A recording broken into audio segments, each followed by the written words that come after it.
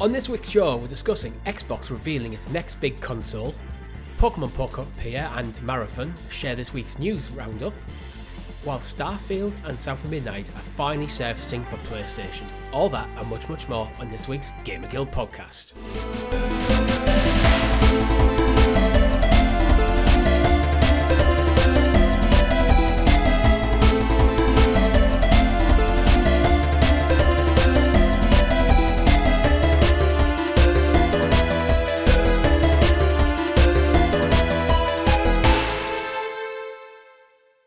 Good game, everyone, and welcome back to the GamerGuild Podcast, your weekly show where we round up all the week's video game stories and news for your listening or viewing pleasure right here on youtube.com/GamerGuildTV and up there in the digital cloud on your podcast preference of choice.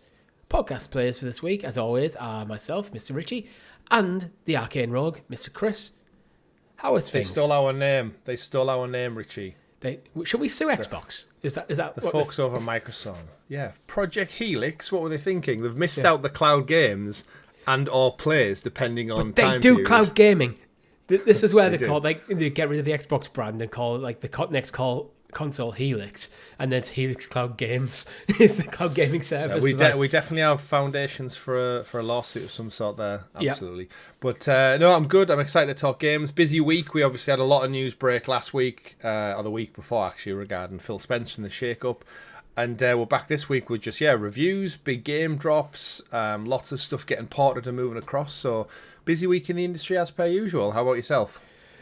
Busy week. It's been a bit of a week for me outside of games, but we won't dwell on that. We've got a podcast to go on to.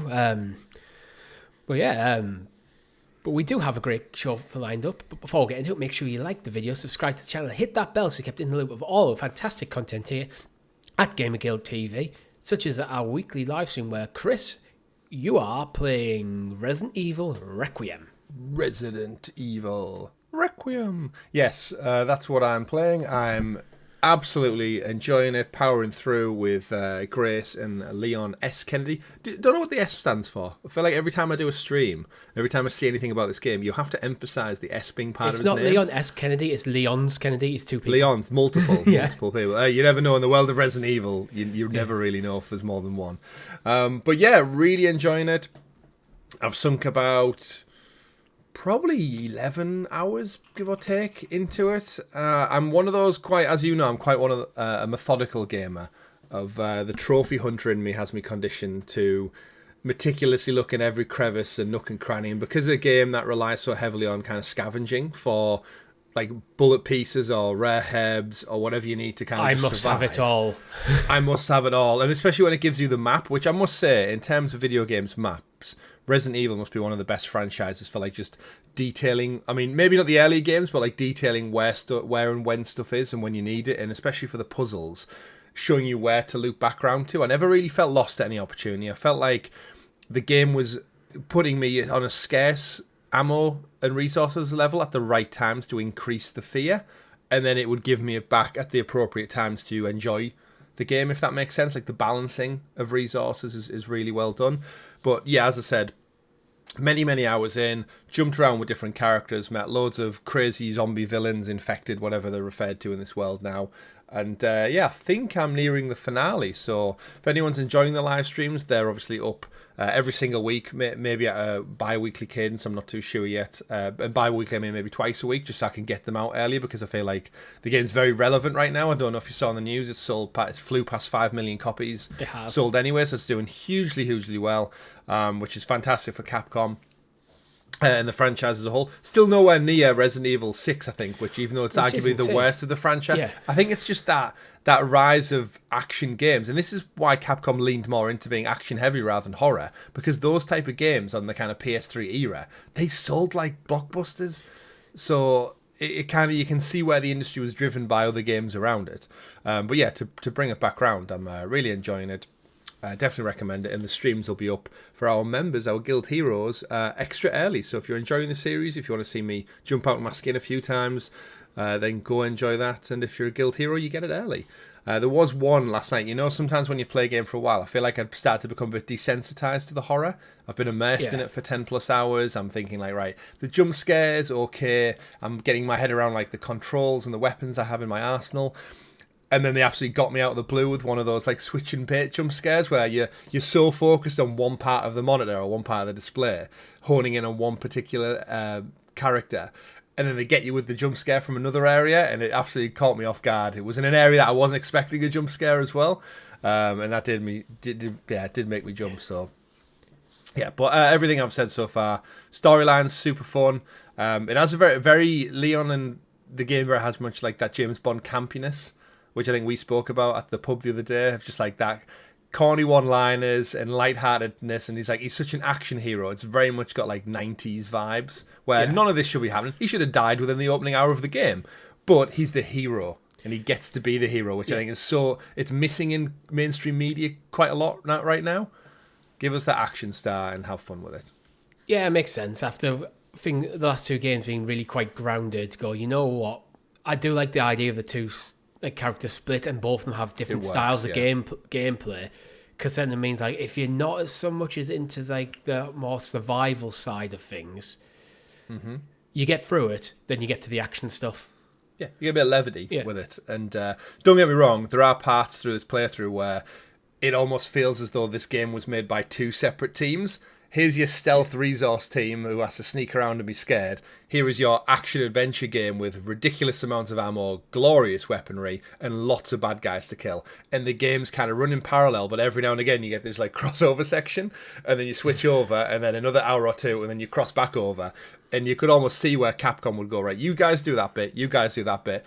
And then there's maybe one creative director who just has to thread the needle through the entire single player campaign, because they could be in their own right separate games, but then they kind of come together to create this just perfect you can almost see when it comes to like the design, like the early design docs of the game, them arguing, do we go we need to go more into the action, that's the biggest sellers for us, but then other people are like, we actually know when we've done this more survival stuff, the reputation of the franchise is enhanced, and that's why the longevity of the franchise is because of that side. And someone's just sat there going, why don't we do both?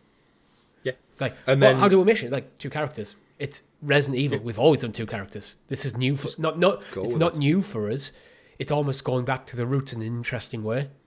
Yeah, and even in the perspective, because I very much feel like I've enjoyed this so much, and if I've got nothing really to play after I finish on the story, I could see myself going back and just doing the whole thing again in fully first person, because I have committed to the third person view now.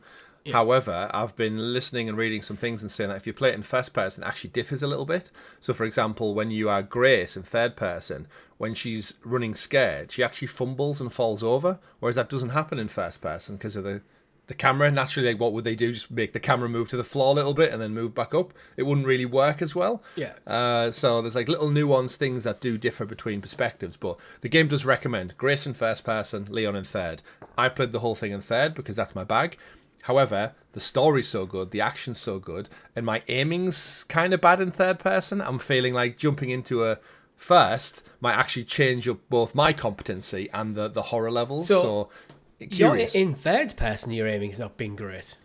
I think it's just my reactions and just the game is quite heavy. So like Leon and Grace, like the characters feel quite weighted and dense in the world. So when you pull out a gun, I should probably just mess with the sensitivity a little bit more. But when you just want to commit to the game's vision and just like that's how they want it to feel. It's almost like you're not meant to be a great shot, because the more bullets you waste, the more stress you get from that. It all adds in. Yeah, it has auto aim, which I turned off, but there is just points. You know the scenario. We've all played it in games where there's one enemy, he's slowly ambling towards you. You've got plenty of ammo, but for some reason you just can't hit him. Miss it over his shoulder. You miss past his head. He's just ambling, goes, "Oh, my head's moved." Yeah, they do that odd thing, where they stumble a little bit, and you're like, "Oh, there's another headshot gone," and then before you know it, they're on your neck. They're clawing at you. You've lost health. You've wasted 5 ammo. You've only got 6 anyway in the chamber, and it's like all gone to shit when it should have been a simple one-shot kill. It's that kind of tension that builds up, but it all builds into the game being fun. So I'm not playing. Couldn't recommend it more. I'm not playing Resident Evil, but I know what it's like sometimes with like zombie style enemies, because I'm playing Fallout 4. There's ghouls everywhere, and some of them are just slow ambling, and some of them just got these got insanely fast. Like, Jesus Christ! Yeah. And these jump scares in Fallout, have been caught out a few times. In another world, Fallout could very much be a horror game. If you think about like nuclear radiation creates these creatures and characters in a dystopian future. There's definitely horror elements baked into that game by design. Like, it's not a horror game, but it's kind of, if they wanted to make a spin-off Fallout, like you could go full survival horror with it, and it work. I'd take it. Just like Assassin's Creed are doing, Assassin's Creed Hex, I would take a smaller narrative-focused Fallout title that was a horror-specific game. I'd love it. Quite like similar to like a Resident Evil style. It's quite a linear game, survival horror, but it's in the Fallout universe. Absolutely. Damn, they should do that. They really should do that, actually. Like, that'd be awesome. I mean, who knows what they're going to do with Fallout, but there's definitely something there. I take it that's what you've been playing then? Yeah, I'm full on still addicted. I've just been chipping away at stuff. I get bogged down in the building mechanics. I just find it fun to build settlements. Yeah. It's the old Minecraft Sims problem. It's just fun building the houses. It's one of them, when the game gets in your head and you sat at work and you come up with an idea and go, ooh. So I had this idea of like Sanctuary, like the first town you go to, of building a wall around the entire thing, but with like a walkway around the whole thing. So you got like a moat. No, not a moat, like a... Yeah, just a wall. Just a wall, but instead of just like a single thing wall, it's got like a walkway on the top all the way around. At the moment, I'm about halfway around. Good. Well, it works. It works. That used to be one of my tactics on Age of Empires, is have like a dual wall and inner wall. So if they did break through, it would take them enough time to get through the second wall that you have enough just time to build like people out your barracks or get your archers in the right place, because like you like stall tactics almost. Yeah, good plan. So I'm down the rabbit hole. I am working towards the platinum though. I'm trying to collect all them bobbleheads to get like for trophies. And then I've got some story stuff to do, but I've also got like miscellaneous missions, so I need 50 of them. I'm on about 30, so there's stuff to do there. And then once I've got that, then I'm going to go back to the story and play for all the different endings. But as I was talking last week, I have been bugged out of one of the factions, the Brotherhood of Steel, so I will have to start again to go for the platinum. But that should be a straightforward, start the game again, go straight to the Brotherhood of Steel, join them, play through the story, which isn't actually that long, but not have to. I wouldn't be worrying about all the different branching pathways and stuff, which slows you down.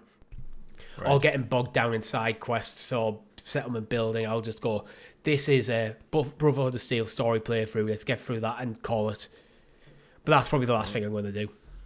Nice. Sounds good. Yeah. Have you been playing anything else?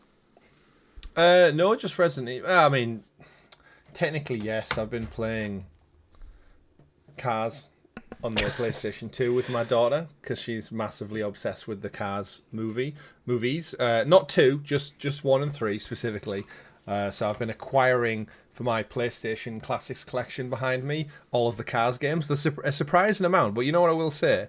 The old games, the old movie tie-in games, the reason they're so good, they have the like official actors from the movies. Yeah. Like all the voices are literally guys. It's almost like movies made in like the late 90s, early 2000s.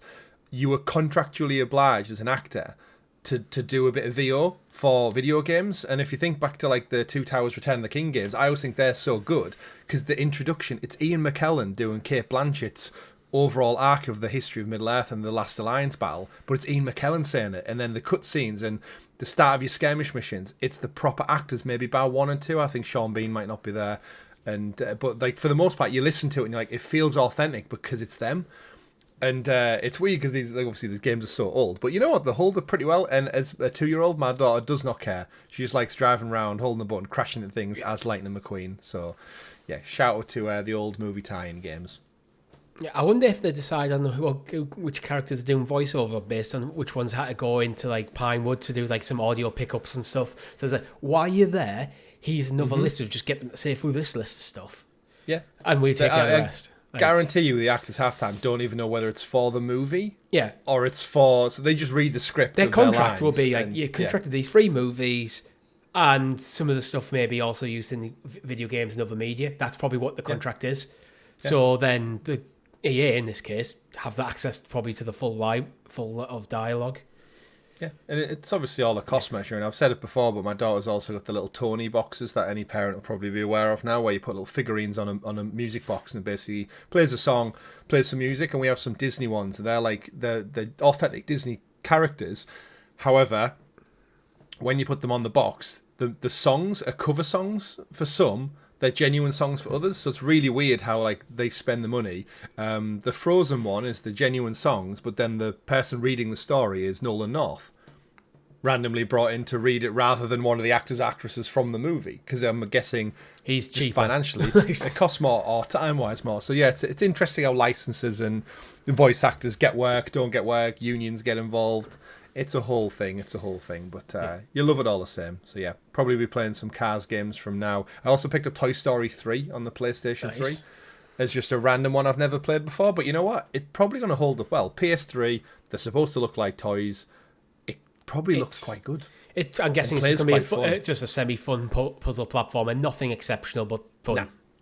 Yep, absolutely. So looking forward to exploring those type of games too. Talking about that, Chris, would you like to introduce us to the graciously gathered Gamer Guild Gazette, aka the news? The news, and as always, our news is brought to you by wonderful guild heroes such as No Time Pete and Derek B, who've went shiny bronze. Yeah. Thank you very much for your support. It gives you early access to... Is Resident Evil gone early access, Chris? Yeah, hell yeah, it is. Yeah. This week alone, nearly 3 hours worth of early access content. Well, there you go. Plenty of early access content there. We've always done early access content stuff, but if you can't afford to subscribe, it'll come to you eventually. But thank you very much for your support. And speaking of support, Richie, we passed a milestone. We did this week as well. We threw down the gauntlet last week, and we said, "You guys out there, get sharing, get commenting, get algorithmically in." Did we actually pass it before the episode went live for the general public? And it was only on it's still just on the early access. Yeah, we really did. I don't know what happened this year, but yeah, the episodes seem to pick up a spike. The subscribers have picked up massively, and we passed 3,000 subs. So GamerGuildTV is officially a 3K plus channel now. 3K club. Resident Evil. It's been interesting. I've been watching my Requiem first look and my PlayStation Retro Hunt of Resident Evil, the original one, kind of go toe to toe with views. And it's been interesting over the last couple of weeks. Watch the interest levels pick up for some over the others. So 1 minute people prefer to watch modern gameplay of the new game, and then all of a sudden the classic one will creep into the lead, where people must be curious about how old Resident Evil is when the OG game came out on the PlayStation 1 back in '96, and they just kind of like bounce around. I'm curious, have we got any spikes in our Resident Evil playthroughs recently because of it? Well, Part 2 seemingly doing very well, and I suspect, and I did it intentionally, Part 2 has a very close-up picture of Grace hung upside down, where she's quite sweaty, and I feel like there's something about putting a sweaty young girl on a thumbnail. It just garners the clicks. It is, yeah. I know it works, and I know when we do our thumbnails, if we put yours and my face on, like shocked and head on hands and big capital letters... Even like spoilers, like all the thumbnails I've done for my playthrough, I'm not putting spoilers in there because I think that's very disingenuous to go and put like a villain type or a spoiler on the thumbnail. So I've just kept it generic and kept it to like playthrough part 1 through 7, 8. But yeah, putting a young girl on the thumbnail definitely seems to help views according to part 2. Yeah, fair. We'll see. 3, 4, 5, 6, they'll be up soon. Members get it early. Shiny members, you just get them extra shiny. First news story. Xbox have stole our branding.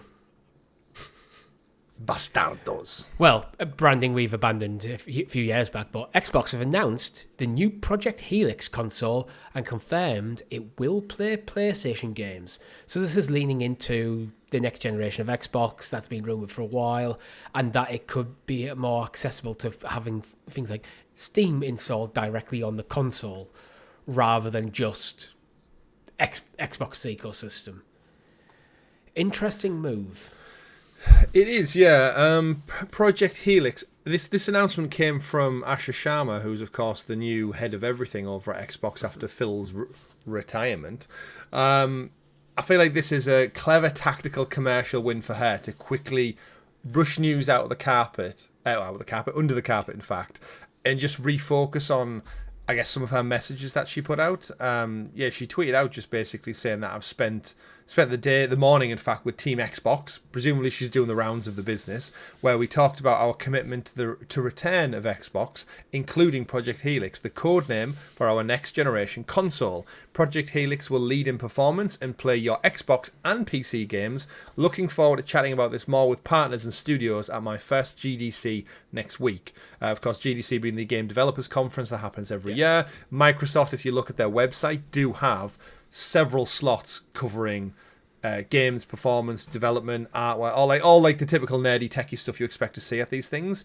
But basically, I think this is where she's doing a press tour, almost, of trying to garner some goodwill. As a new CEO, you need to make some big optical decisions and broadcasts for the public to kind of get behind the wind in your sails really early. I think this is an easy win. Just her talking about, he's a secret inside view of what we're calling our project. Do you think the decision was made, actually, now we know this information, and about GDC, next week, wanting to get Asher in place? Do you think that the whole Phil and Sarah Bond getting removed stuff was fast-tracked to get her in place as the head of Xbox ready for the announcement of the next console? It's not an announcement really, it's a formal acknowledgement that they are working on the console, and that project it's going to be called Project Helix. So it's not even, I could see it being the Xbox Helix, to be honest, because I think the logo that they've now shown is pretty cool, because it's like a helix but also makes an X, so it's okay, I can see it. Yeah, I think you're right. If they have some things in the pipeline for this year, why not give your new boss the big wins, the big easy wins that she just needs to do? And with it being the 25th anniversary year, you'd imagine they have probably a couple of big wins lined up, like the Halo relaunch. Great, that's going to be good news. If Gears E-Day ends up coming out this year, that's going to be good news.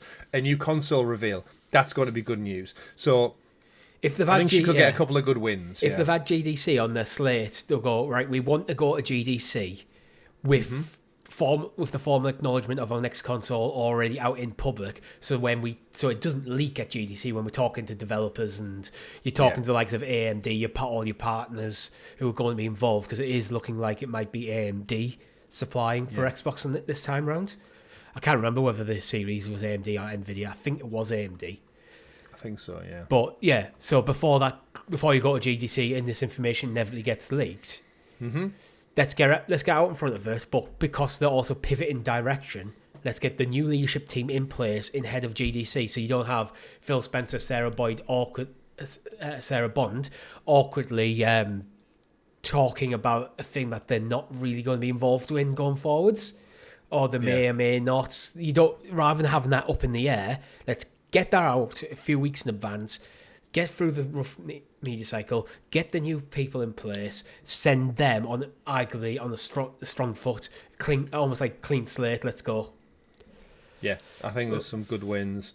What would your, if money was no objective and she's clearly trying to refocus back on what makes Xbox great and the 360 era initiatives and that kind of rogueness, committing, where do you think she realistically pivots? Are we talking like the return of the Scalebound revival, or does she go with Rise Son of Rome sequel? Like, what does she do to appease OG Xbox fans? Because I think going back to just doing exclusives, I don't think that's enough now. And I think from a business model, we've seen they've sold so well across multi-platform. Putting that genie back in the bottle seems like something I don't think they could do now. So what does she need to do to really recommit to those OG fans? I mean, if you went against pissing people off, it's Elder Scrolls 6. Realistically, it's not going to be Elder Scrolls 6. That's going to be as exclusive. Yeah, that's why I say if you don't care about pissing people off, because that is a really powerful play for Xbox. If they went, Elder Scrolls 6 is going to be an Xbox and PC exclusive, that is a bold move, and it's well within the rights to do that. Unless, assuming there's no outstanding contracts with Sony in place already regarding it, because Skyrim was out before the Bethesda deal, so there may have been legacy contracts in place. That'd be a huge move. Halo and Gears, I feel like are good moves and should probably, a new Halo game and a new Gears game to start the next generation of console should be in there, but I wouldn't rely on them, because I think, well, Gears is doing wellish. E-Day is seemingly ticking away somewhere, may arrive this year or next year or in 5 years' time. God knows what's going on there. Mm-hmm. Halo feels at a weak point. Like, when Infinite came out, it was like, oh, great, Halo's back, and then it's fallen off again. So I don't feel these franchises are strong enough to really usher in the next generation of Xbox. Yeah. I think you probably need something new. But if you want to go full guns blazing right out the gate, you get a new Halo game in with a solid multiplayer, probably separate to the campaign somehow. Mm-hmm. You get a new Gears game launch. If that's E-Day, then it's E-Day. You get Forza out there as well. New Forza to launch the console within the first year. We know that's coming anyway. You get your traditional big hitters. You give things like probably Fable a next gen upgrade, assuming that is going to be the game we expect. Mm-hmm. And then you make it fully backwards compatible all the way back to the original Xbox, which is typically what Xbox have done anyway. And then you launch with a new franchise, something that you've been keeping under wraps, ready to go. Like something that was probably slated for this year. I don't know. Like I feel like Xbox, because they are quite verbal, they're a known quantity. That's your player there, actually. It's Activision are working on a single player narrative adventure. So then you rehabilitate Activision's reputation as well as... That's not Call of Duty? That's not Call... Yeah. That would be exciting. See, that would be... Exactly. Hype. So you're rehabilitating Activision's reputation while also launching strong. But then you also put a few of your legacy franchises around it, so there's not too much pressure on that one title to hit. Yeah. You want this to be oh my God, what's this? Mm-hmm. And then you almost want the trailer to be start off with Halo, go into Gears, go into Forza. You stick Elder Scrolls 6 in there, even if it's not going to be an exclusive. And then it's okay, these are the stuff we're expecting that you put this one big thing, oh God, what the hell is this? That's that moment at the end of your thing, just right, we're putting our money on this, but we've also got these other ducks in a row. So ultimately, the next console, it's going to be games. That's the box. The box is irrelevant. Again, right? It's the games. Yeah. If you make good games, if your games are good enough and there's enough of them, people will buy your box. Yeah. It's how long you can absorb that potential price hit, isn't it? Of you need to build up. It's similar to the Stadia and Luna model. They've kind of found themselves in that place where because they've broke the glass and they've gone multi-platform. If they did say, right, now everything going forward from our studios is exclusive to Xbox, which I think I agree with you that eventually you'll build up a catalogue of things that people want to play. They'll have no choice but to purchase one. Let's be fair. Because that PlayStation right now is a bit weak on that front. It is. But do you think when Wolverine drops later this year, that'll have a pull? Yes. Yeah, but if you look at it, will. But if you look at the PS5 generation, it's been quite sparse on PlayStation first-party titles. Yeah. If Xbox get out in front of it with Project Helix, he's a huge slate of games that are going to be come out in the first year or two of the cycle, well before the PS6 is announced. So suddenly it's going to be the most powerful console in the market. You look at PlayStation's offerings, there's still good stuff there, but it's few and far between, and they've largely leaned on Last of Us remakes this year for this generation so far. Suddenly it's going, do we get an Xbox, guys? Do we go for the Xbox and then save up for the PS6 when it comes out? So instead of going head-to-head at the same time, you get out in front of them. Yeah, I think this is what goes back to what even Phil Spencer's acknowledged before, of that PlayStation, even though this generation's kind of been bust in terms of exclusives and first-party output, it's riding that wave of the PS4 generation success. And when everyone went digital, and Phil Spencer's acknowledged it before, it's they lost that generation where it mattered the most.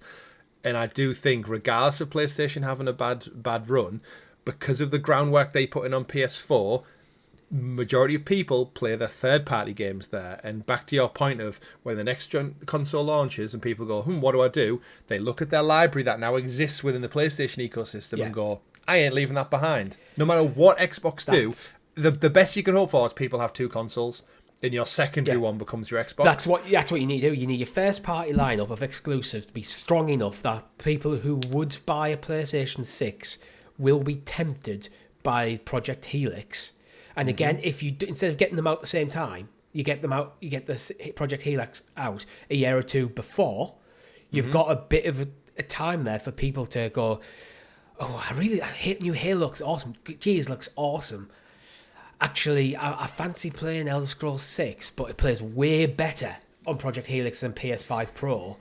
And then they got this new franchise, and Fable, I was interested in Fable. I was like, do I get the Xbox now and then get the PS6 when it comes? Rather than getting if the PS6 comes at the same time as the Xbox, suddenly people are going, you're making the binary decision.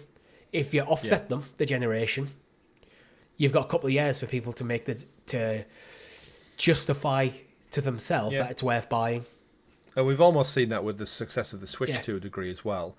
There is something to be said about in terms of sales and performance, and that is the elephant in the room, is that Grand Theft Auto, that is going to be a system seller later this year. So whatever they have on the pipeline, the horizon, if this is the most powerful console on the market, people will want to play it for arguably one of the biggest games on the market at the time, and it'll kind of push people who've maybe been holding back for some time. If you are going to invest, why not get the best, right? We've all done it where we went to buy something and thought, you know what, if I'm getting it for the extra 50, 60, £100, I might as well get the better version, the Pro model, the Max model, similar to mobile phones. But that ecosystem, that's the one thing I think is the hardest to break. And you see it in mobile phones of that.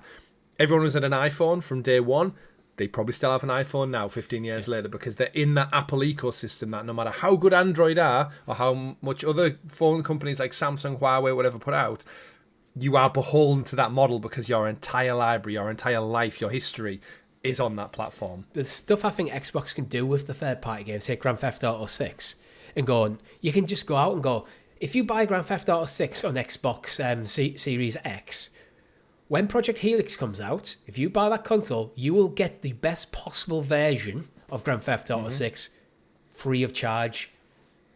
On PlayStation, you're going to have to spend probably about 30, 40 quid for an upgrade. That's a Stadia ass move, but I don't think Rockstar would allow it because they don't need to. But the thing is, though, every game on Series X, you get the best version of the game. That's part of Xbox's terms and conditions. It's what happens on PC. It's what happens on Xbox. Sony is actually the outlier in making you pay for the upgrades. And Nintendo as well.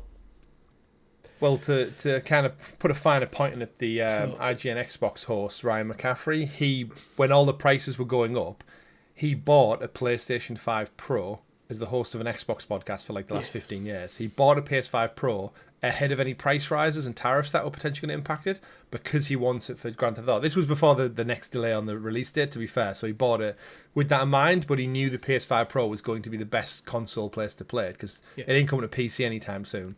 So it just shows you the kind of the mindset of even the most hardcore Xbox fans and long-time advocates.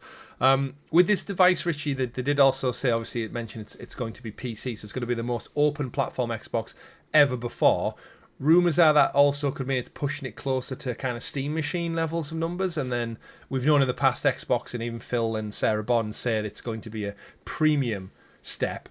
Do they risk pricing it out? I know there's been some chatter in our Discord about people just saying look, and you're probably in a similar vein to me, as much as you might want one, if this thing's priced at £800, £900, I'm not buying it.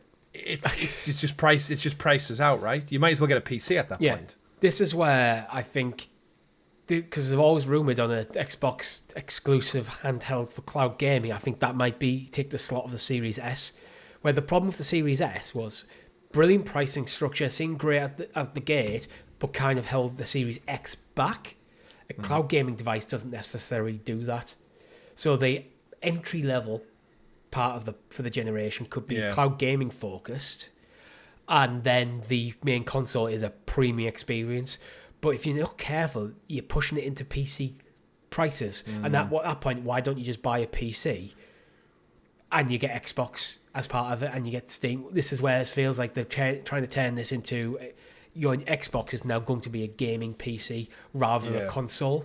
But then do you alienate console people by doing that? That's it, yeah. I mean, straight off the cuff, if I said to you right now, it's $850 for either the Xbox Project Helix or a Steam machine, and you're in the market for a PC hybrid thing, what would you go for right now?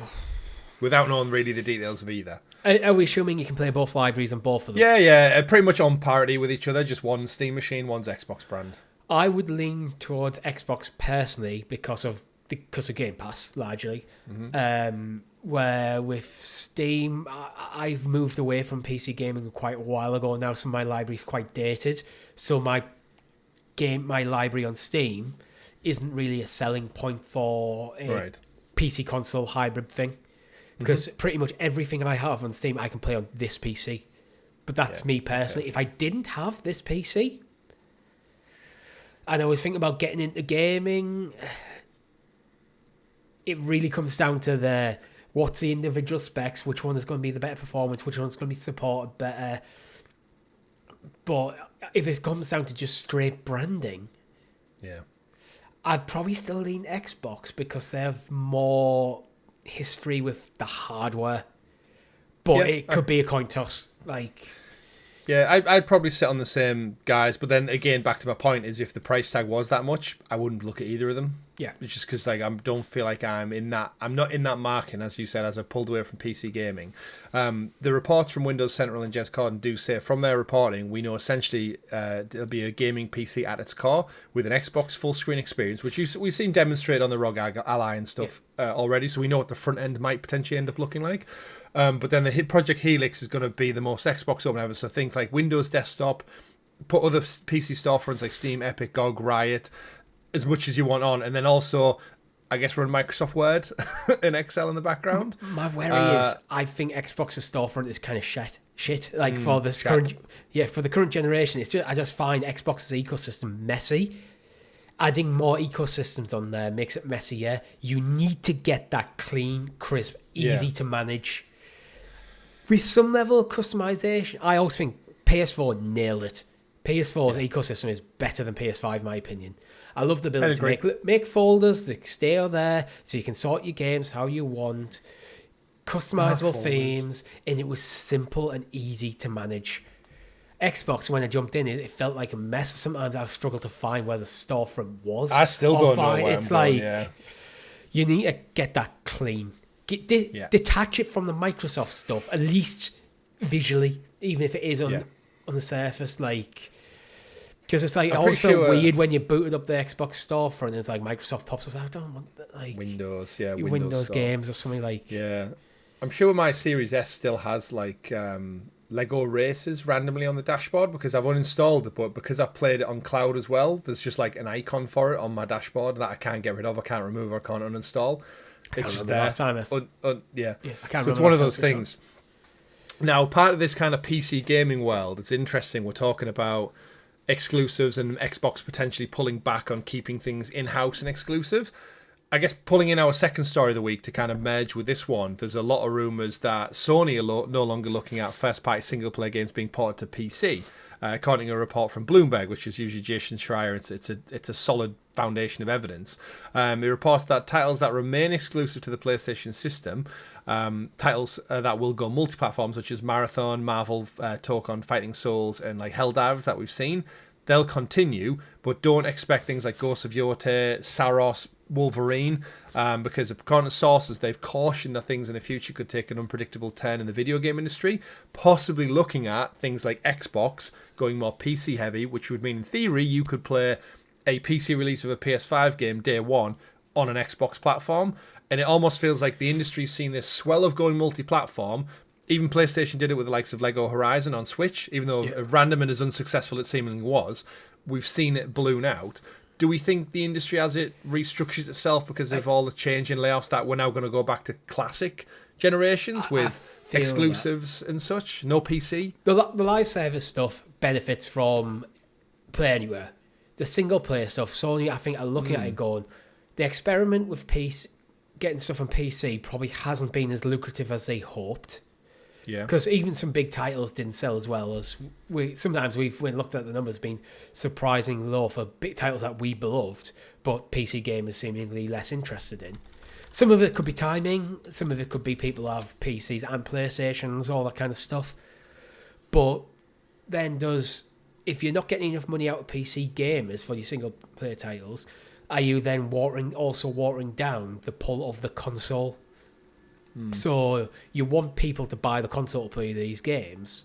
If you're not getting enough money out of PC gamers, are they worried that it may like cheapen the brand? Not really cheapen the brand, but make it the console sales not as profitable. And because the thing with the console sales, once you're locked into the console, you're locked into buying the games there. So it's the add-on sales where if you can get all the Sony first parties on PC, then you're less worried about buying the console, which that might actually push people more towards Xbox actually with things like Game Pass, because Game Pass is way better than PlayStation Plus. So is that a case of, well, if you're not someone who cares about the ecosystem, which if you're predominantly PC gamer you won't be, you still get access to first parties and it stops you being interested in buying that console. It might be the experiment. They've experimented a bit this generation. Results for, you know what, we're better off going back to where we were PS4. Yeah, it's an interesting one where it's kind of like you're protecting your brand but also trying to expand your brand. And I think we've actually covered it when PlayStation released some of their financials, maybe middle of last year when we went through them. If you can remember, there was like diminishing returns where they saw things like Horizon Zero Dawn was huge. That sold like 60 million. That had 60 million revenue. Spider-Man was huge. That was about 52. Just looking quickly at some of the Google search things. But then they kind of had Days Gone, which was huge as well, which was one of the bigger ones. But then it started to see diminishing returns over time. We know Sackboy's Big Adventure failed epically. The Uncharted Thieves Collection sold poorly, but we said that was down to not having 1, 2, and 3. And I also think that could be a slow burn, something like Uncharted, because they're so old games. The Last of Us Part 1 port, 15.5 million revenue. So they're seeing diminishing returns on these first party games. Forbidden West did that even ever eventually come over? But you see what I mean? It's like it seemed to have a massive spike at first with like the likes of Spider-Man. Days Gone was huge. And then it's become so much so, according to this article, that apparently, as recently as last week, PlayStation scrapped plans to bring Ghost of Yotei and other internal games to PC. It could be due also with PlayStation kind of dialing back the live service things. They're cutting teams. Let's face it. Bluepoint just went. Nix's, who was the studio that traditionally do their PC ports, they've just done Death Stranding 2. Maybe they're due a close down next week. Now they're finished with Death Stranding 2. Imagine if they knock them on the head as well within the next month or two. Possibly, but I think Nix's might be safe because all these reports are suggesting the live service stuff for move over to PC will still happen. Yeah. So Nix's still has value in that sense. Yeah. It just seems like there is again like another massive shift due, and who knows what the future holds. Oddly enough, it feels like the industry is gearing up for the next big monumental shift into the next generation, and gamers are just like, we want to stay where we are with this generation. Can you just sort your shit out, guys? Like, do a bit more with this gen first. Sony, just get whatever games that you're working on, get them done, get them out. Let's still have a really strong end to the second half of the generation, even if it means extending it. And Xbox, to be honest, I thought they had turned the corner in the games. So, yeah, I don't know. I feel like if Xbox stayed the course, they might not be the Xbox they want to be, but I think they'll still be successful. Yeah. But time will tell. Yeah, indeed. I think Saros is one that would do well on PC, which is one of the rooms that are rumoured to remain PS5 exclusive, which could be part of the calculus. I mean, interesting they ditched the Ghost of Yotei one quite recently, because if you remember, at the time of recording, 2 days' time, this Tuesday or Wednesday, Ghost of Yotei Legends is set to launch, which again, that's the type of game that probably would have benefited from having a massive rise of a PC install base, just to jump on and try it out. Oh, and Sony and Microsoft, if you're seriously talking about next generation, cloud saves and online multiplayer should no longer be behind a paywall. That's just standard practice nowadays. Just accept that.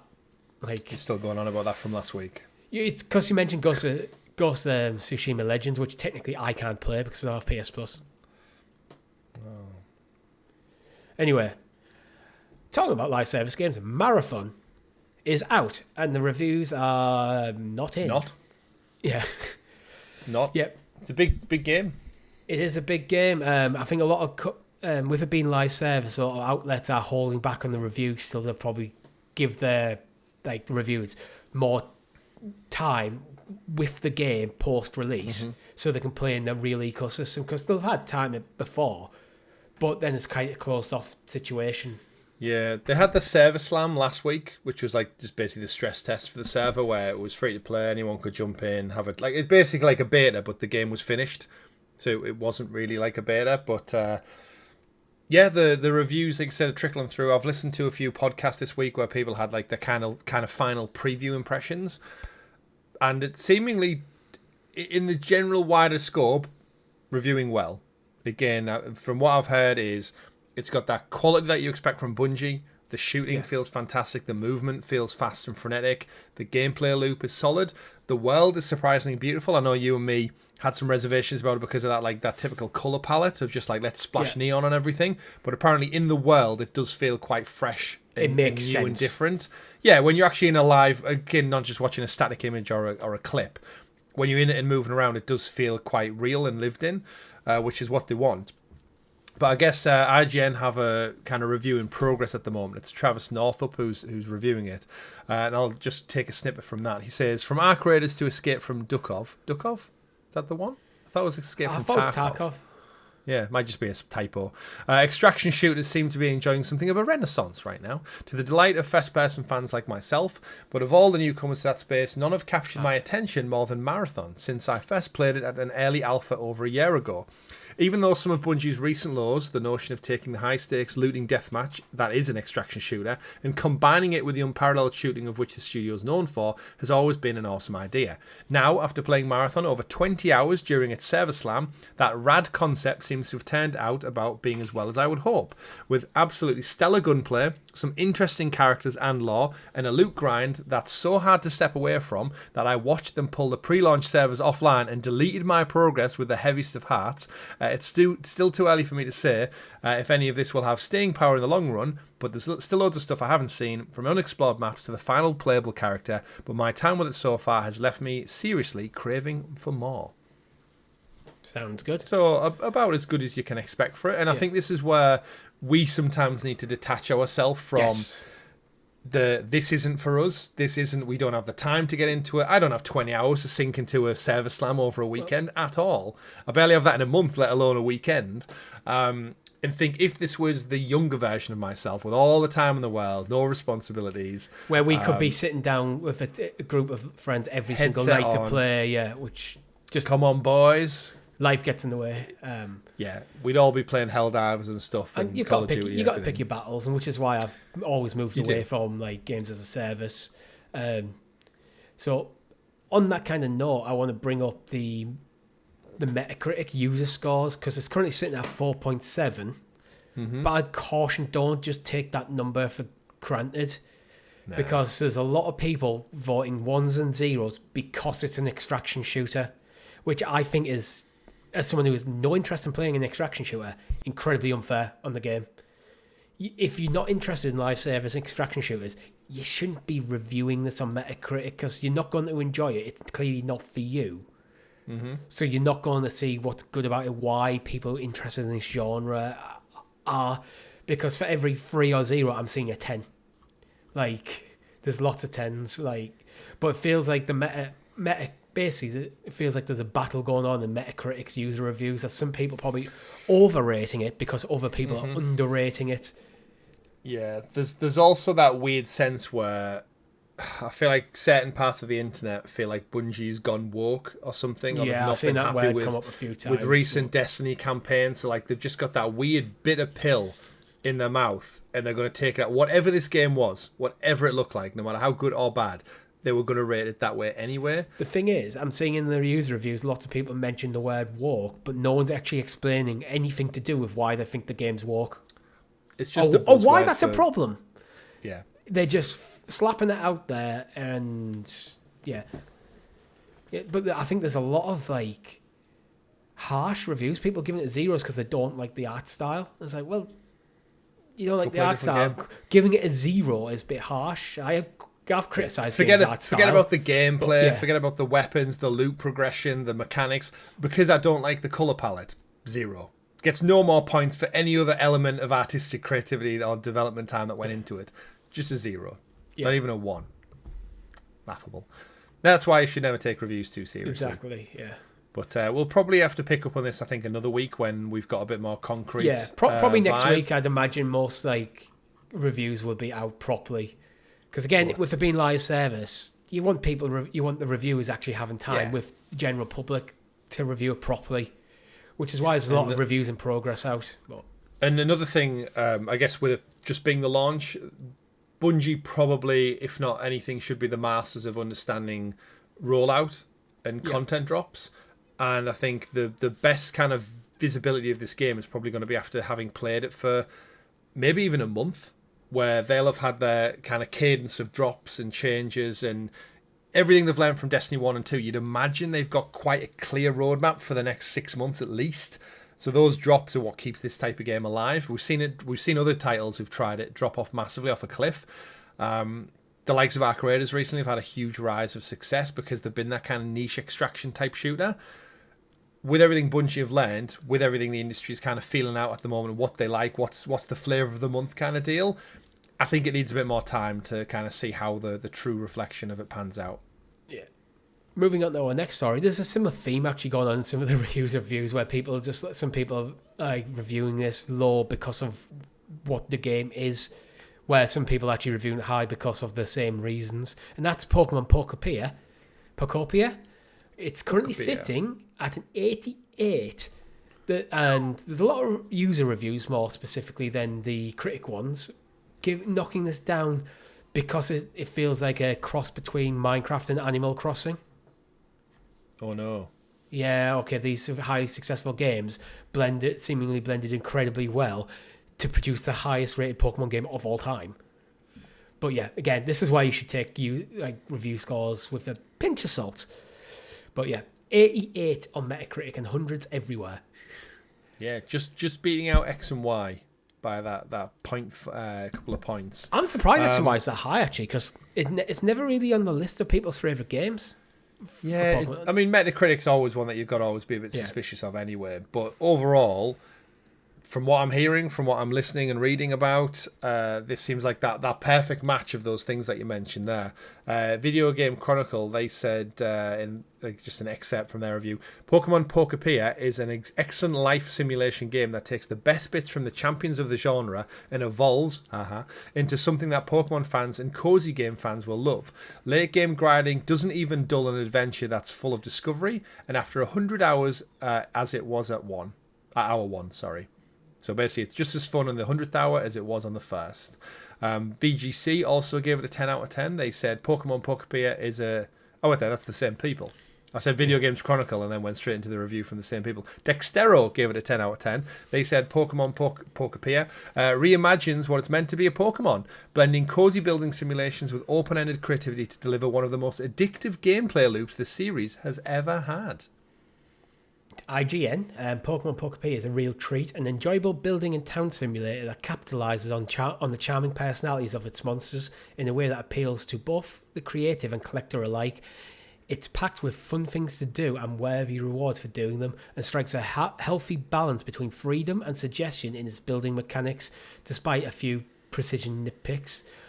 All of this is housed in an adorable adventure through an interesting and surprisingly deep setting that presses all the nostalgia buttons for long-time fans, and it all shines especially bright in its lovable protagonist, blobby pink hands. 90. Ditto! Yeah. Yeah, it does sound like overall what we suspect, I think on last week's show, what we said, Richie, is we kind of knew it was going to be good because Pokemon licensed games generally are, even at their worst, they are good. But from all these overall descriptions, it seems like combining the best sensibilities of Animal Crossing and Dragon Quest Builders, which we should say the developers are the folks who did Dragon Quest Builders, so those kind of mechanics, it's them being given the Pokemon license. So if you enjoyed those, melding those two structures and fusing them together with Pokemon, it seems like they almost complement each other's weaknesses. So Animal Crossing has got the building focus part nailed down, and then the Dragon Quest Builders has got the daily chores built down and stuff, and the kind of crafting element.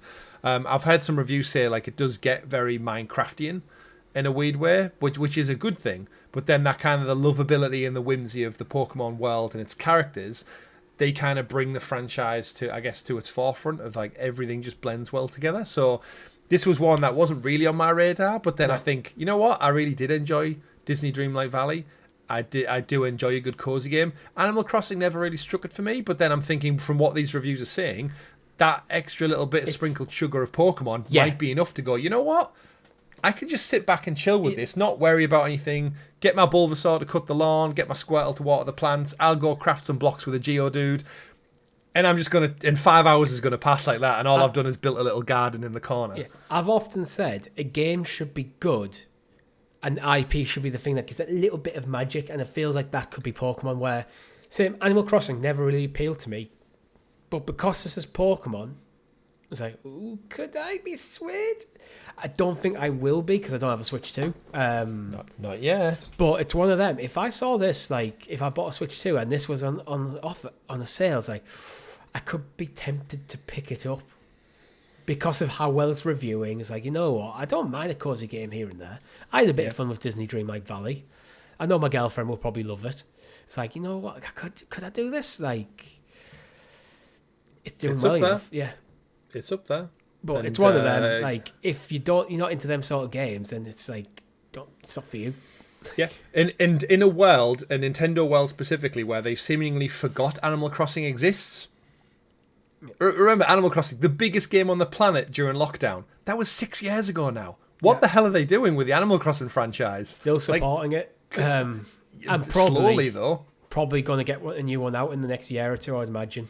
It should have been here already. It seems wild that it's taken them that long after how successful it was. It's one per generation franchise. Well, Pokopia is here to fill that gap, seemingly. Sometimes this is where Nintendo do great, and they starve their audience a little bit of their favourite franchises by not overcommitting. They're not trying to get 3 or 4 iterations out of a game in a single console. They're going to go, you can have one. So in the case of Mario Kart, in the Switch, you're going to have a port. He's a port. Yeah. Well, we've put some DLC in it, guys. There you go. Crazy but good, seemingly. Yeah, indeed. Talking about crazy but good, Kratos' wife, Frey, is it Frey or Freya? Frey is a different character. Yeah, Frey will take centre stage potentially in the next God of War game, which is going to be a spin-off set in universe. Yeah, so Freya is Odin's wife, I think, and then Frey. But then with Norse mythology, I'm pretty sure like different characters of Frey and stuff. It's Faye, not Frey. Faye, Faye. Yeah, that's why. So that's definitely a different character. Yeah. She was. If I remember rightly, it was the lady from the lady from Daredevil, Karen in Daredevil. It's her it's her actor who does the mocap and stuff for us. So she's a accomplished actress. But yeah, rumours circulating all over the place for God of War. This is from Nate the Hate, and he's quite reliable. As terrible as his name is, he's quite reliable with leaks for PlayStation specifically. Said, what he's heard is it's set within the God of War universe, the different lead character, and the gameplay is going to differ from the God of War Norse trilogy, or duology, and focus more on action, which, if it's like a prequel, I guess that leads in, because she's obviously, spoilers, dead at the start of the 2018 reboot. You are burying her ashes and taking them to the summit of the mountain. I'm not sure. I feel like I'm sure whatever Santa Monica are going to do, it's going to be great. I do feel like taking the God of War out of the God of War franchise, even if it was like a trace, as fun as that would be, you're kind of missing. It's like you wouldn't do a Bond game or movie without Bond. Would you? You wouldn't. I don't. You know what I mean? I feel like if it's like a spin-off, having this telling the story of Faye, how she meets Kratos, and then you can develop potentially Kratos' backstory, how he ended up in the North Pantheon further, because it's touched on, but doesn't go into depth. I think there could be a good game in there. Oh, undoubtedly a good game. Back to what I mentioned right at the top of the show, though, with Leon Kennedy, S. Kennedy. Scott. Let's just let our heroes be badass heroes. And I feel like if I offered you 2 options of, would you like that prequel story with Faye leading up to the start of God of War 2018, or would you like Thor's origin leading up to how he meets Kratos in there? And who would you rather go play action heavy game? Because it just did say it leans more into action heavy. Wielding Mjolnir and flying around as a big fat Viking guy, or I actually think I would go for Faye, to be honest. I think her story would be more interesting. I think the internet would disagree with that. I think the story would be interesting, but this is where I think doing what they're doing with franchises, they maybe overthink it too much. Like, these are video games, and I just think, like, they're going to want to be Kratos with an arsenal of weapons, smashing shit up, especially if they're going action heavy. But I mean, personally, I think you and me are both on the cards. If they just retold the Greek mythology or did an Egyptian mythology with Kratos just doing the same thing, go kill some gods, go explore a beautiful world, and have some interesting puzzle Metroidvania mechanics, it would sell gangbusters, and I'd enjoy it thoroughly. Who's to say they don't do Faye and Thor in a single game? And a trilogy remake and a 2D spin-off and everything. In this one game, maybe Faye is the lead, but Thor is in it like quite strongly, and occasionally you play as Thor through certain sections, but so occasionally as Faye, or maybe you can switch between them. Yeah. While they're working on the next generation, because the next God of War is going to be next mainline God of War is PS6. Let's be fair. Like, I can't see it being PS5. I mean, cross generation at best. Cory Barlog's team's been presumably it's a new IP is what they've said, but then remember they've put out saying it's going to be the same but different before in a tweet or a post, and then I really don't know. I was listening to the Sacred Symbols podcast this week as well, PlayStation 1, and they were saying, imagine if Cory Barlog and his team ended up actually doing the next Uncharted game. So when they've came out and said it's going to be familiar but different, and Sony Santa Monica is literally just down the road from Naughty Dog as well, in terms of just like mileage. They're both in the same part of California. In terms of story narrative, if Neil Druckmann isn't going to do it, from God of War, I would completely trust Cory Barlog. There's been long-running rumours of Uncharted being in the work at a spin-off studio in and around Santa Monica area, California. I think it was San Diego was the rumoured name of the studio, but then we've not heard anything from PlayStation official. And it's been 10 years since we've seen Uncharted, so I was listening to the podcast and I was kind of just going like, yes, I'm all for that. Like, imagine this, like, is that a state of play, say, at the end of the year or something, Naughty Dog's logo comes up and we go, oh, Naughty Dog, this is going to be neglected. Then Sony Santa Monica's logo comes up in the same trailer. Like, oh, what's this? And then music kicks in. And an updated version of Nate's theme. So not the exact one that you're familiar with, but it's like got a lot of Nate's theme because it's going to focus on Cassie. Like, and then it's just Uncharted. That's it. That's all you're getting. Like, not going to see it for several years, but it's legit and it's happening. Co-developed by Sony Santa Monica and Naughty Dog. There's a new Uncharted coming. And they use the pet dog as well in some of the puzzle solving. Yeah. I want the dog to go on the adventure with them as well. I almost want it to be more like a Goonies style adventure where it's not as like real life threat as the older Uncharted. I feel like I'd tease it and I wouldn't announce that it's going to be Cassie Drake as the lead character for a long time. And then in the second trailer, you focus on, say, if you're going to cast, say, Chloe in the more mentor role, the next trailer's going to focus on Chloe. It's like, and just leave that thread hanging, but it's like lots of hints, but never actually announce it till it's like, till you get closer. I mean, they've got to be doing something right. Remember there was that one random PS5 advert that had characters from every franchise, and they had a character who represented seemingly her in it. Like, there was a young girl who was talking about adventure, and it's like, well, it wasn't Lara Croft. And you and me were like, it definitely isn't Lara Croft because it looks nothing like Tomb Raider. That's all it could have been. And that was like 4 years ago now at this point. So it's like they seemingly have something in the works. And PlayStation, again, back to them cancelling their PC approach, doubling down on some original franchises, and yet they cancelled Blue Point. They looked at a Bloodborne pitch, they looked at a Infamous pitch, and it's like, I feel like they're just at odds with what they really want to do. But you know what, when the time comes, I'll be there for it. It'll be fantastic. Whatever Santa Monica and Cory Barlog do, whatever Naughty Dog do, either before or after Intergalactic, I'm there for. But it's just, again, this generation, it's just taking so long. That's the last problem. Uncharted game came out 9 years ago. 2016. 2017. 9 years ago. Oh, Lost Legacy, sorry. Yeah, Lost Legacy. Mainline. Which Lost Legacy was originally DLC. Yeah. So it's like, it's 10 years. The franchise, one of their biggest franchises being on ice, which made sense because of Last of Us kind of took over. Yeah. And then Intergalactic seems to be the next thing. But is it time to go back to that well? Yeah. But, again, Last of Us Part 2 was 2020. Which version of it? The original, it launched 2020. And then probably in 2022 and 2024. Wild, isn't it? But, absolutely wild. Talking about we'll tell you what they games should back. do. Yeah, absolutely. Assassin's Creed Black Flag Resynced is finally official. One of the worst kept secrets in video games. Yeah. You know what, though? I'm glad it's real, finally, because it's going to be one that I'm going to buy day one. Black Flag is one of the few Assassin's Creed games I've not got the platinum for. So if it gets me at the right time and in that right piratey mood, that could be one that I'll really, really enjoy. And I do really enjoy the rumor, probably fact, undoubtedly fact, that they're stripping out all of the future Animus stuff. So it is just a condensed story in Edward Kenway's pirate world.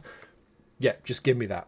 I'll take it. If it looks better, you get rid of the stupid first-person bit, and I'm just a pirate for the full game with better graphics, better gameplay, maybe some story tweaks to bring it all together. I mean, we haven't had a great pirate game in Sea of Thieves still going strong, but not quite the same thing. Skull and Bones we don't talk about. People love pirates. Yeah. Not back in the day they didn't, but now they do. I still think with Assassin's Creed, Ubisoft don't know what to do with the Animus stuff. It's in there, but it feels like it's in there because it's Assassin's Creed rather than going, this is integral to the story. Like in the first few games, it was integral to the story, and then it was just kind of there. Yeah. But then it didn't really link into the story that you're playing much. It's like, well, why are we coming out the Animus to walk around an office in first person in Black Flag? Then just get back in the Animus, read a few emails. Yeah. One of them things. Either you use it properly or you get rid of it. I mean, it wasn't really even in shadows, was it? Yeah. Other than just like background noise. Yeah. And Valhalla leaned into it heavily. I actually think Valhalla did a good job at like kind of wrapping up the story to a degree. And then it was non-existent in shadows. So yeah, I think I'm with you. Just get rid of it. Yeah. However, on the flip side, after this launches, we're probably going to get an Assassin's Creed 1 remake. Which is probably the remake I would prefer, to be honest. It's the last one, really. But then, ironically, we're also going to be that far away from the Ezio trilogy again. They're probably going to remake the Ezio trilogy in Unreal, or whatever that looks like, just to bring that up to speed. And then we've just gone full circle. We just need an open-world Assassin's Creed game with Ezio, with the modern RPG sensibilities. Give me full Italy, Rome to explore, everything. I'm by no means against a Black Flag remake. But I also think it's also a weird choice. Because you can just go buy a PS4 version of Black Flag, stick it in your PS5, and you're good to go, and it will hold up. Mm-hmm. Where 1 and 2 are definitely feeling the age. Because I actually got the platinum in 2. I want to say last year, or the year before. Mm-hmm. Same. It was after Rome, so it was been the year before. But it's like, well, these games, and 1 you can't even play on modern hardware. On modern consoles, so it's like, well, it feels like that's where you should be going first. But they went to 3 first, which that was remaster, and now went to 4. Yeah, go back to 1. I don't know. Maybe 1 goes back to just branding, right? Black Flag was arguably the last time Ubisoft was successful. Yeah, Unity got shit all over. Syndicate got shit all over. Origins was seemingly well received, but then people still horn for that older style Assassin's Creed, and I think Black Flag was maybe the pinnacle before Ubisoft started to fall from grace a little bit. Not necessarily in the Assassin's Creed franchise, but just the business as a whole started to go downhill at that point. 1 was great. 1 was great. Good. 2 kind of perfected the formula a bit with the Assassin's Creed 2 trilogy, which again they were but it's a continuation of the same story, so you didn't mind too much. 3 was a bit. I think its reputation has grown over time, but wasn't received great at launch. 4 was back to being the peak, and then Unity came like a year later, and then Syndicate a year later, and it's like, guys, chill out, like have a bit of space and fix your games. Like, you know what, they got caught in that mix.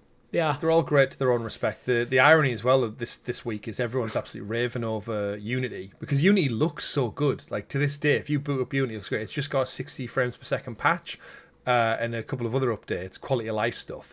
And people are going back and just being like, look how gorgeous Paris looks. The fluidity of the parkour is arguably better in that game than any other Assassin's Creed game since. In fact, so much to a point, Richie, the latest Assassin's Creed Shadows patch implemented the Unity style levels of parkour of like free traversal up and down, so you're in more control.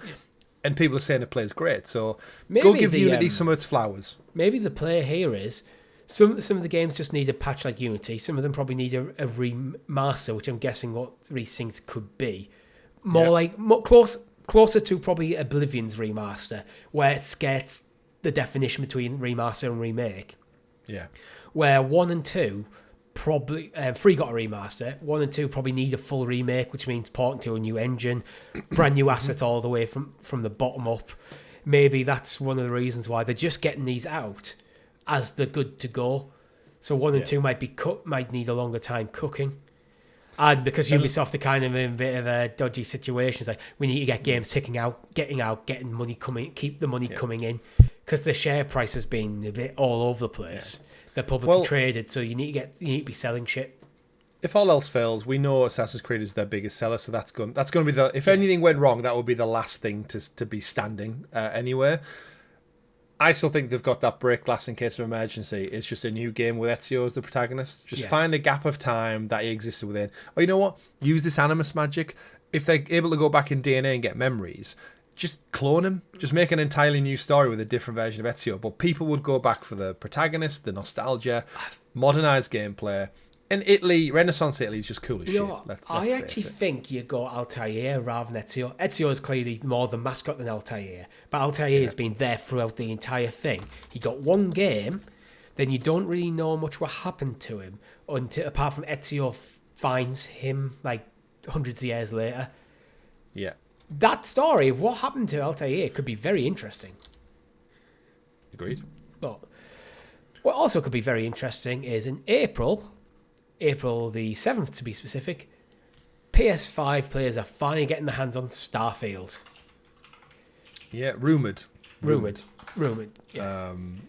But I mean, at this point, like, if it's April, just announce it. Like, I mean, this comes from the reliable, don't say leaker, I guess, online magazine, Deal Labs, and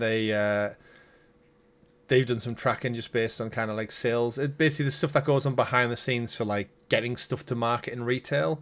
They look at the data behind that. So this is from like they've pulled data from like Polish websites and stuff that like look at launch days and distribution amongst retail. Which means it's pretty much it's like almost like when we get a PEGI rating. Like there's an official governing body rating the title of a game. So it's almost like 99.9% legit going to happen.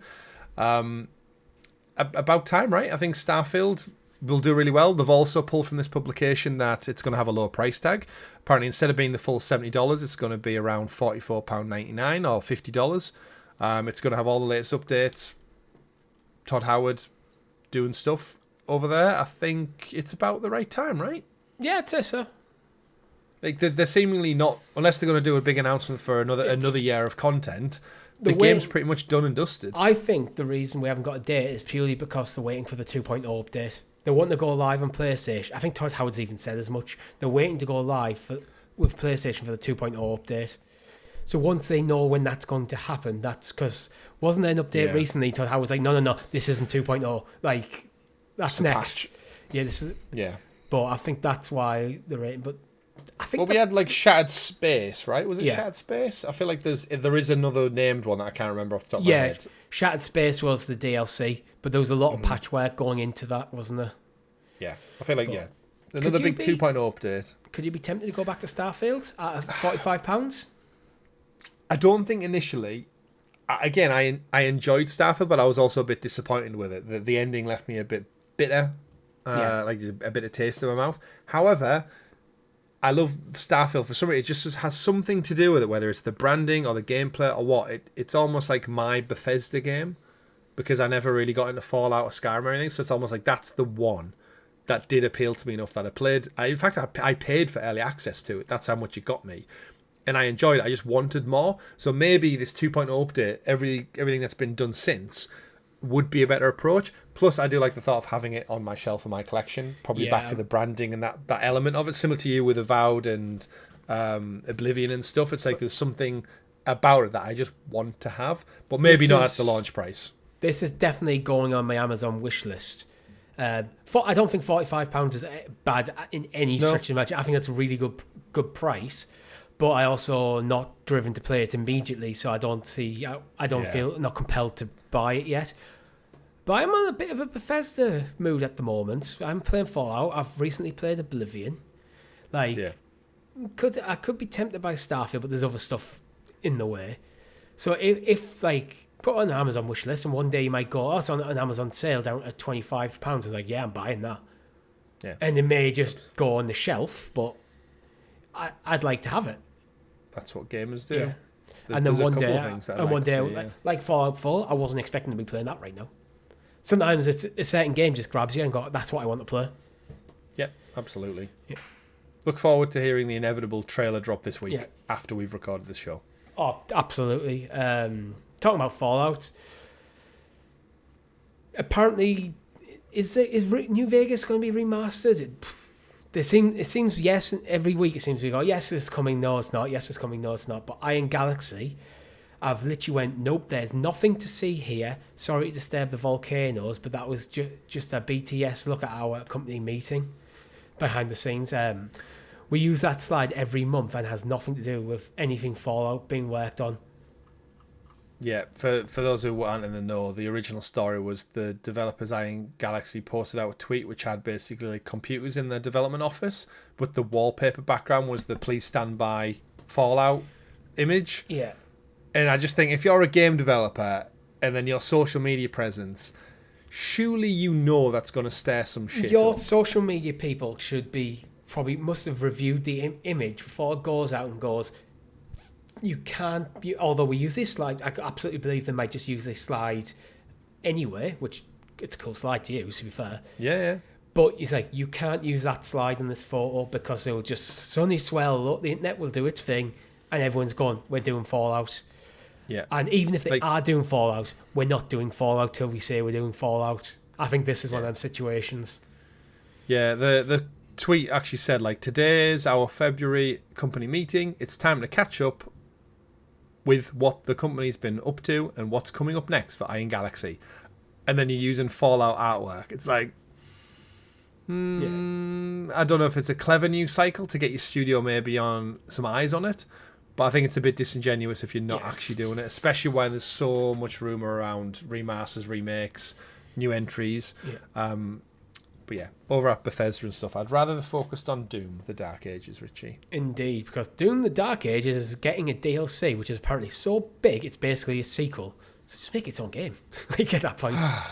I know. I'm so disappointed in myself that I never got around to playing Doom. It was one that I think I just started to fade out of Game Pass and there was other big things to play at the time. And it's one of those franchises that every second I've played of them, I've enjoyed. It's fun. By the time you were free to play it, something else had came along. I've just moved on, and it's again, I'm not always the first person. However, every bit I played of Doom 2019 was it, and then maybe although it was 2016, I can't remember. I think I did a Doom. What was the second one called? Doom Eternal. I did a Doom Eternal first look on the channel. Really enjoyed that.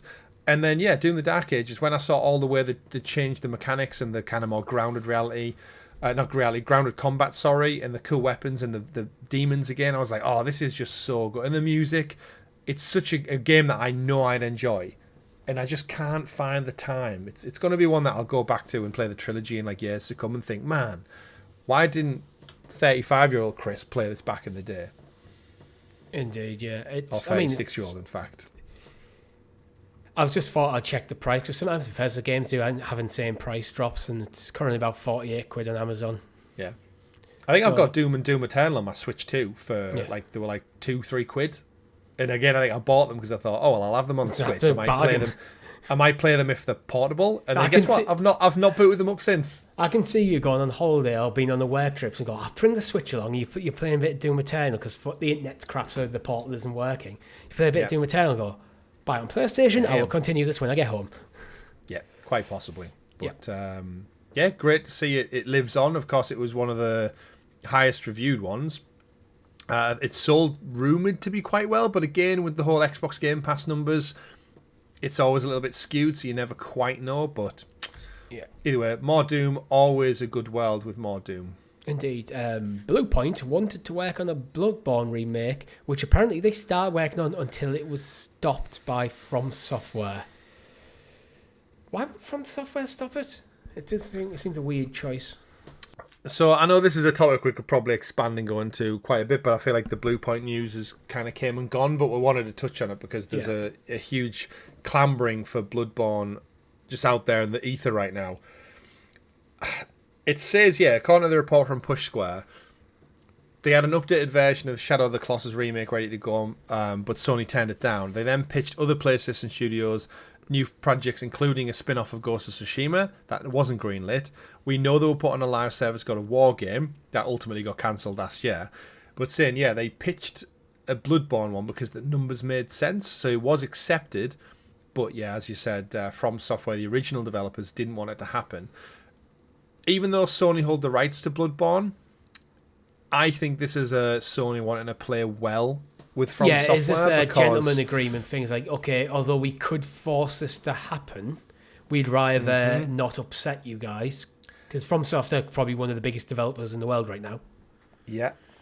I mean, their games just do well regardless of what their output is. I definitely think this is a case of when we get the time, we'll get round to it. Between Elden Rings, between Sekiro's, and everything else in between that they do. Remember, they still found space for Armored Core somewhere and all of that. So their development cycle has almost like a 1 every 3 cadence of doing a lesser game. And ironically enough, Bloodborne Remake or Bloodborne 2 would probably fall into that lesser game category for FromSoft. I think it's just a case of they've had, again, that gentleman's agreement was like, we won't mess with it because you're the original makers. However, I think it might go back the other way, and From Software said, we will promise to get to it when we have the time and the capacity. So you don't fuck with it, we'll fuck with it when everything lines up. Whether that be now or in 5 years, that's just the deal on the table. It could be one of them. It's on FromSoft. Like, this is on our slate of things that we want to do ourselves. So we'd rather not go out to Bluepoint, although we respect the guys at Bluepoint. We want to keep this internally, and we don't have the time to resources. Or it might be they just want to oversee it to a degree that they're not capable of right now. Yeah, agree. It might be something that's like that. We don't have the capacity to oversee this in the way, and we're very protective of our IP, although kind of Sony's IP, it's FromSoft's IP as well. Yeah. It's just an unfortunate thing. And it is a shame that was probably the kind of final nail in the coffin for Bluepoint. Agreed. Sorry, Bluepoint. Robocop Rogue City on Steam was briefly replaced by seemingly an earlier build of an unannounced game called Hunter the Reckoning. What the fuck happened there? How do you hit execute on something like that? Yeah, I wanted to add this into the news doc just because of how wild it is. It won't really get much coverage because obviously it's a smaller game and it's an even lesser known game that wasn't announced. But yeah, tabletop RPG in the World of Darkness universe, which is like Vampire Masquerade people. Apparently just an early build got uploaded in place of Robocop. So like an entire 32 gig file size replaced the main game. So if you had bought and downloaded Robocop recently, you would get an entirely different game. And the Twitter user who kind of where this all article stems from, they were able to like load up the game and play an early build of the actual game. Run around, it said it had like 2D text, looked a bit like a hunting simulator. But yeah, they've grabbed screen grabs from it. Like you can see like the opening screen, the kind of NPCs, like no textures or anything. It is very much an early framework build. You can see the 2D wording of like the interactive touch points in and around the map and some of the key artwork, and it just like blows my mind that someone's went like save or update or whatever. But yeah, it's crazy. It's weird that this is even possible, but oh well. I mean, even we can tell you, developed by Teon. I can tell you who the director, the producer, the lead programmers all are, because they're literally the game credits were kind of like roughly done. Yeah, it's so weird, isn't it? How like at the end of the day, it is just computers and someone's uploaded the wrong file. Probably should definitely keep it in a do not upload folder. For me. It's like running the risk. Surely it's a separate project for. Anyway, let's not get too in the weeds in this, because we could go into real depth here with stupidity, and we need to start wrapping up the show, because South of Midnight is heading to PS5 this month. It launches the 31st of March. Chris, have you pre-ordered? Quick turnaround. No, I haven't. Why do you think? A pre-order's not up yet. Oh, no, digital only. They are digital only. From what I've seen, this is a game that I absolutely adored last year. It was in my top 5 game of the years, I think. Possibly a front runner when it came out in March. It's almost been a year to the day.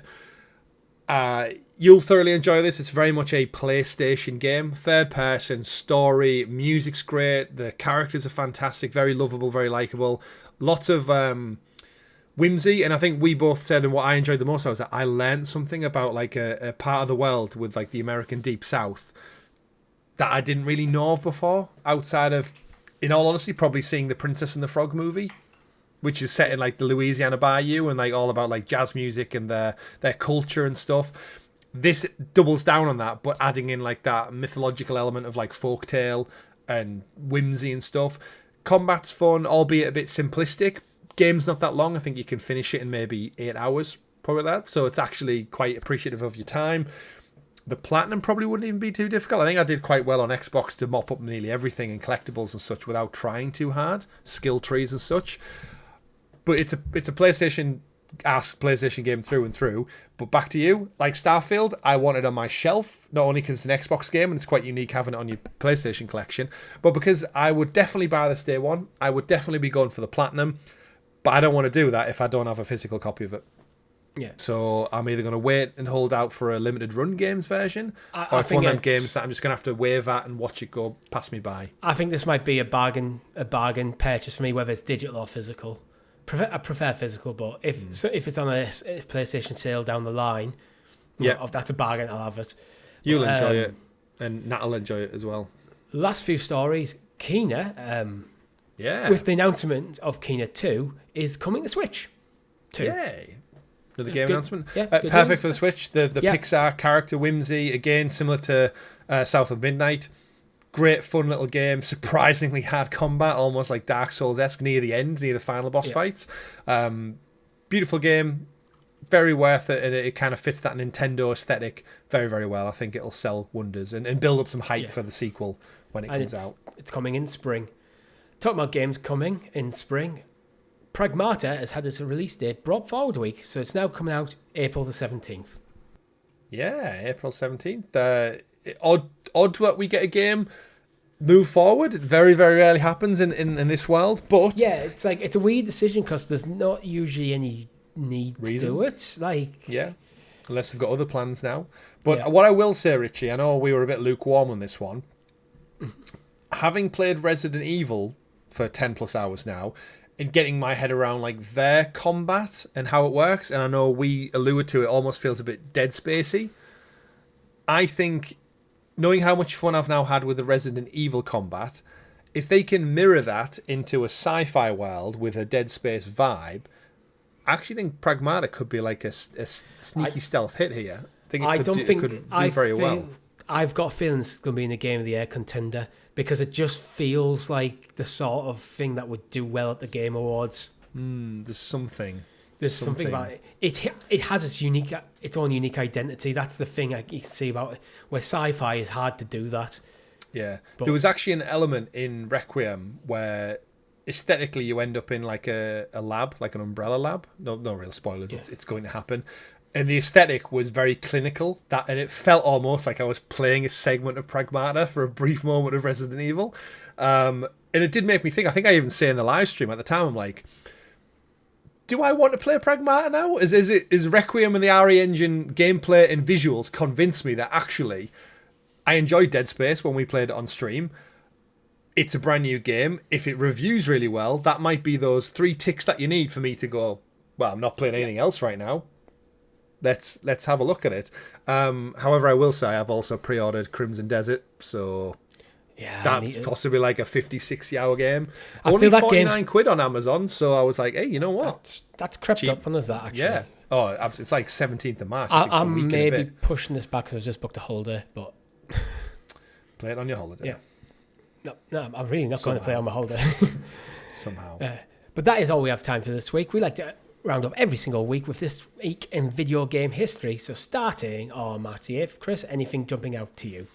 Not really. No, there's nothing there for me. No, not at all. Bomberman Land on the Wii. Jumping into March the 9th, Resident Evil 4 was 3 years ago, the remake. They shit them out at some capacity, don't they? Yeah. Nothing really in there for me either. Army Men 3D. Shout out to Army Men 3D 27 years ago. There was so many Army Men games when we grew up as kids. Like Sarge's Heroes, there was the racing one, there was like so many little spin-offs because it was just such a simple concept. I will say though, come March the 10th, however, Mario Day, of all things, no Mario games. 24 years ago on the PlayStation 2, Jedi Star Wars Starfighter, which was, I think, that and Red Faction were my two PS2 launch titles that I brought home with me from Electronics Boutique, and I played the shit out of both of them because they were the only two games I had for probably about 7 months. Nice. So love those two games. And then a shout out on the PC 23 years ago, Jurassic Park Operation Genesis, which was the precursor to Jurassic World Evolution, the park building simulator. Some would say Operation Genesis still better now. It's Roller Coaster Tycoon, Zoo Tycoon meets Jurassic Park, and it was in its best form 23 years ago. Brilliant. Loved it. 11 years ago, City Skylines. Awesome game. Yeah, we had a great time playing that. Yeah, but that is all we have time for. If you liked the video, make sure you hit that like button, subscribe to the channel, hit the bell so you're kept in the loop of all our fantastic content here at GamerGuildTV. If you want to join the conversation even more, head down to the description of whatever platform you're watching or listening to, and you will find a nice, tasty link to our Discord server. It'd be awesome to see you in there. And with that, my name's been Richie. I've been Chris. GG everyone. Goodbye. Bye.